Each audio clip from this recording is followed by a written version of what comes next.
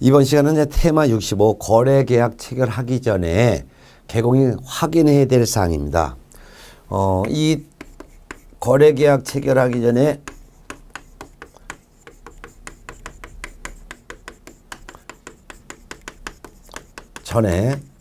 개공이 확인해야 될 사항은 한 문제 정도가 출제가 될 수가 있습니다. 거래계약이라는 것은 매매계약, 임대차 계약 등을 말하는데 개업 공인중개사 갑이 따라가자 할게요. 자, 매도인 A와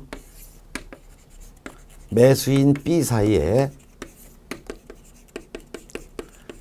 매매계약이 체결되도록 중개했다면 개공의 중개로 거래가 이루어져요. 이 거래계약이 바로 거래계약인데 그 거래 내용이 매매이기 때문에 이 계약 같은 계약을 매매계약이라고 하죠.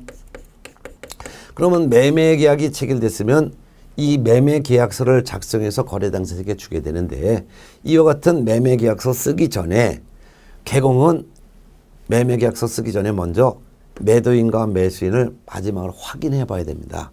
왜냐면 10길 물속은 알아도 한 길 사람의 마음속은 모른다라는 그런 속담도 있듯이 이 매도인이 진짜 소유자인지 요것도 확인해야 돼요. 그래서 매도인에 대한 중점적으로 확인을 해야 되는데 물론 매수인도 확인하지만 매수인보다는 매도인을 더 중점적으로 확인해야 될 거예요. 왜냐하면 매수인은 돈을 주는 사람이에요. 돈 주는 사람이 사기칠 일은 없죠. 그러면 사기친다면 돈을 받는 매도인이 사기칠 수 있기 때문에 매도인을 중점적으로 확인해야 됩니다.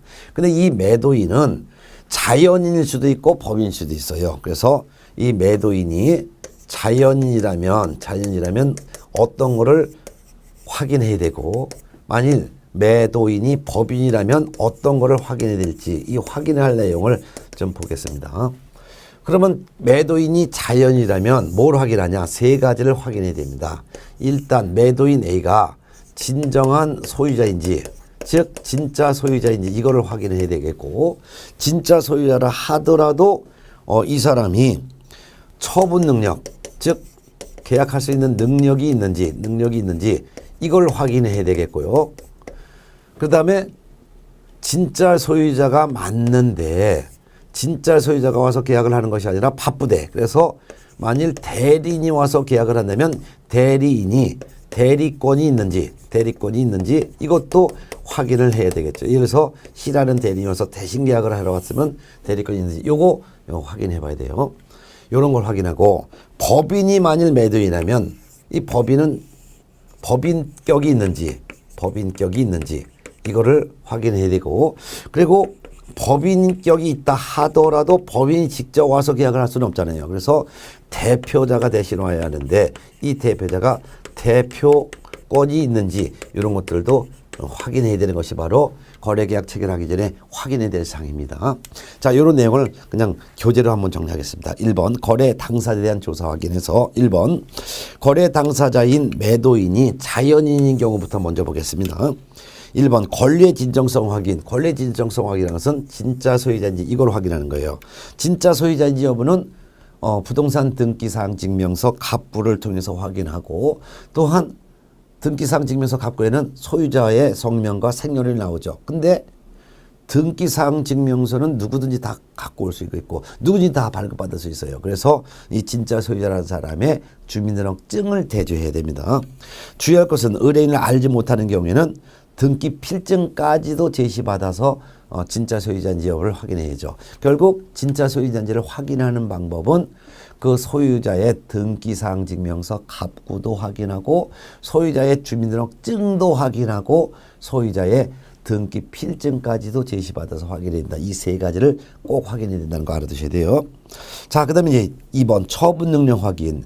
진짜 소유자라 하더라도 처분 능력이 있어야 되니까 처분 능력이 있는지 없는지를 확인해 봐야 돼요. 근데 법에서는 처분 능력이 있는 자가 누구다 하고 규정하고 있지는 않고 처분 능력이 없는 자만 규정해 놨어요. 그래서 처분 능력이 없는 사람을 우리는 제한 능력자라고도 하는데 제한 능력자는 미성년자, 금치산자, 한정치산자가 있습니다. 그러면 이 부동산 소유자가 미성년자, 금치산자, 한정치산자인지 아닌지 이거를 확인해 보는 거예요. 확인해 보는 방법은 미성년자인지 여부를 확인하는 방법은 주민등록증을 통해서 확인하겠죠. 그 다음에 부동산 소유자가 금치산자 또는 한정치산자인지 아닌지 이거는 후견등기사항증명서를 통해서 확인합니다. 후견등기사항증명서라는 것은 가정법원에서 금치산, 한정치산 선고하게 되면 그 선고한 내용을 등기부로 만들어요. 그것이 바로 후견등기부, 즉 후견등기사항증명서라고 합니다. 이거는 가정법원에 비치되어 있습니다. 등기는 세 가지 등기가 있어요. 첫 번째는 법인 등기, 두 번째는 후견 등기, 세 번째는 부동산 등기. 우리가 보통 부동산 등기인 토지 등기, 건물 등기를 연상을 많이 하는데 그와 같은 부동산 등기도 있지만 법인 등기하는 경우도 있고 그 다음에 후견 등기하는 경우도 있습니다. 자, 이와 같이 미성년자인지 금치산자인지 한정치산자인지 이런 걸 확인하는데 확인해 봤더니 부동산 소유자라 하더라도 기억번 미성년자이거나 및 니은번 피한정후견인이 바로 예전에 말했던 한정치산자가 됩니다. 이와 같이 부동산 소유자가 미성년자 또는 피한정후견이라면 이들이 직접 계약을 하는 것이 아니라 이들의 법정 대리인이 대신 계약을 해야 할 것입니다. 그런데 법정 대리인의 동의가 있다면 미성년자 또는 피한정 후견인과 직접 계약을 해도 될 것입니다. 그래서 부동산 소유자가 미성년자 및 피한정 후견이라면 법정 대리인이 대리하여 계약을 하거나 또는 법정 대리인의 동의하에 미성년자 피한정 후견이 계약을 해도 될 것이다 그 말입니다. 근데 디귿번 부동산 소유자가 진짜 소유자를 맞는데 그 부동산 소유자가 피성년 후견인이라면 예를 들면 금치산자라면 그 말입니다. 이럴 때는 법정 대리인이 대리하여 계약을 해야 됩니다. 설령 법정 대리인의 동의가 있다 하더라도 피성년 후견인 즉 금산자와의 직접 계약을 체결하도록 중개하면 안 됩니다. 자, 그다음 이제 대리권 확인인데요. 이때 대리는 임의 대리를 원칙으로 합니다. 민법에서는 대리는 임의 대리 원칙으로 하죠. 자, 진짜 소유자가 맞습니다. 그런데 진짜 소유자가 바빠서 대리인이 대신 와서 계약을 한다면 대리권이 있는지 여부를 확인해야 됩니다. 임의 대리권 유무는 본인이 작성해진 인감증명서가 첨부된 우임장을 통해서 확인합니다. 그래서 본인의 인감증명서가 첨부된 본인의 우임장을 통해서 대리권이 있는지를 확인해서 대리권이 있으면 유권대리인과 계약 체결을 중개하면 됩니다. 근데 거래 당사자의 매도인이 법인일 수도 있어요. 그러면 법인은 등기된 단체를 법인이라고 하는데 진짜 등기가 되는지 법인격을 확인하는 거예요. 법인격을 확인하는 것은 법인 등기사항증명서를 통해서 법인 등기가 되는지 확인하고 법인 등기됐다면 거기에 대표자가 누구인지 법인 등기사항증명서에 나와 있는 대표자와 계약 체결을 하도록 중개하면 될 것입니다. 네.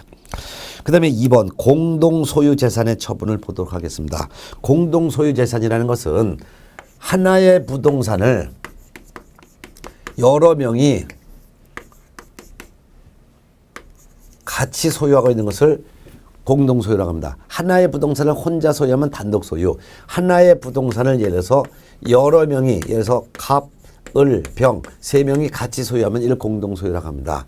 근데 공동소유하는 이유가 왜 공동소유하게 됐냐? 그 이유가 뭐냐에 따라서 공유, 합유, 충유 세 가지로 나눠집니다. 공동 소유 중에서도 공유라는 것은 공동으로 상속받거나 또는 공동으로 매수하여 소유하는 것을 공유라고 합니다.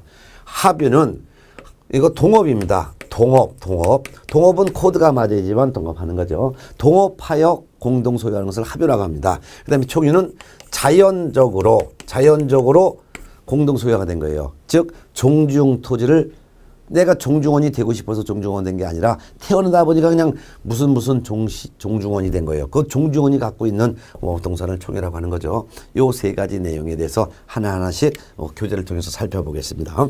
이거 시험에 아주 잘 나오니까 요거는 꼭 알아두셔야 돼요. 자, 이 공동소유의 재산 처분. 그래서 구분해 보면 지분 처분과 공동 소유물 처분으로 나눠놨는데 공유부터 보겠습니다. 공유 지분 처분은 다른 공유자 동의 필요 없고 각자 자기 지분을 처분할 수 있습니다. 그렇지만 공유물에 대한 처분은 공유자 전원의 동의가 있어야 합니다. 그런데 공유물의 관리 결정, 공유물의 배타적 사용 결정, 공유물에 대한 임대 결정은 지분의 과반수 동의가 필요합니다.